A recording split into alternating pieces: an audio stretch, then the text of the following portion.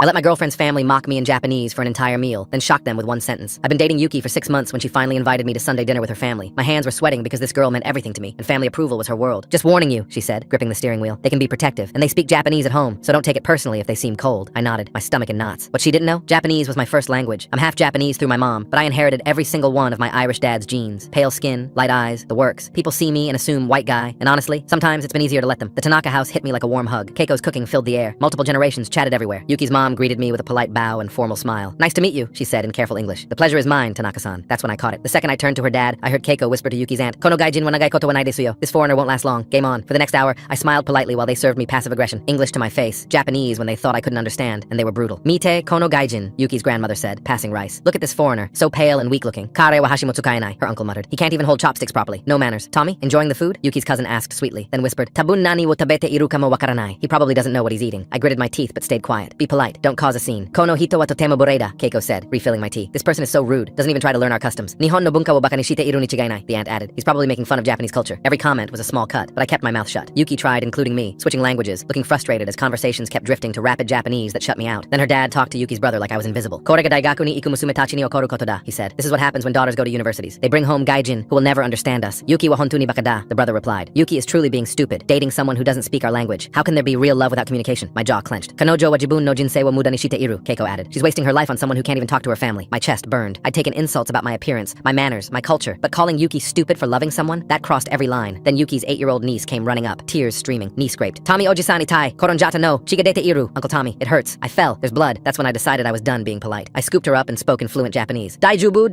misete, taishipita koto nai kedo, kirei ni shu. Every conversation stopped. Chopsticks froze midair. I carried her to the kitchen, my voice carrying back as I cleaned her scrape. Obachan ga itsumo ite ita no, kazoku no kisu ga ichiban yoku naosute. The silence was deafening. When I returned, 15 pairs of eyes stared at me like I'd risen from the dead. Itsu kara nihongo wo hanashite iru no, her father whispered. I looked him straight in the eye. Umareta toki kara, since I was born. Keiko's face went white. Ya, kite ita no ka, then you heard. Zenbu, everything. I switched to perfect Japanese. I heard how I'm just another weak, pale gaijin with no manners, how I can't use chopsticks, how I'm making fun of your culture. But what hurt most was hearing you call the woman I love stupid for choosing me. Complete silence. My name is Jacob Yamamoto O'Connor. My mother is Yamamoto Michiko from Kyoto. I was raised speaking both languages, spent summers with my obachan, and yes, I know authentic Japanese culture. Yuki's grandmother stood up, tears streaming. Tommy-kun, gomen nasai. I'm so sorry. I stayed quiet to show respect, I continued. Even when you talked about me like furniture, even when you questioned whether I could truly love Yuki. The little niece tugged my shirt. Tommy Oji-san, tell them about Obachan's garden. I looked around the table, then at Yuki, who was staring like she'd never seen me before. Maybe another time, I said softly. I kissed Yuki's forehead. I'm going home. You have family business to handle. 2 days later, her dad called. Jacob-kun, we owe you an apology. Come back this weekend. Keiko wants to make her Obachan's katsu. Only if you keep speaking Japanese. I'm dying to tell you about the time my Obachan chased door-to-door salesmen with a bamboo broom. That weekend, the niece introduced me as Tommy Oji-san, who speaks 2 languages and tells the best stories. Her grandmother cried when she realized my Japanese was more formal than her grandchildren's.